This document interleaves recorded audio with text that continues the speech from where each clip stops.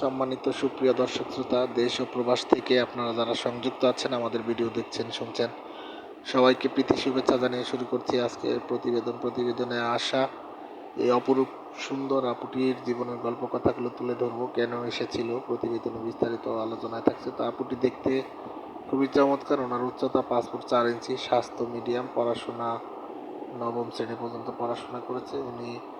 ওনারা 2 বোন, উনি পরিবারের বড় মেয়ে। তো উনি বিবাহিতা।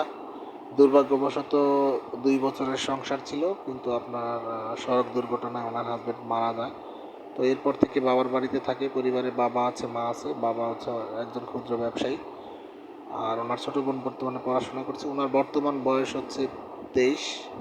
তো উনি চাচ্ছে আসলে ওনার সার্বিক অবস্থা জেনে যদি কেউ জীবনসঙ্গী করতে চায়, পাত্রের বয়স একটু বেশি বা বিবাহিত হলে উনি বিয়ে বসতে রাজি আছে। তো সেই ক্ষেত্রে ওনার আর তেমন কোনো চাহিদা নেই। অবশ্যই একজন কর্মজীবী লোক হইলে ওনার ভালো হয়।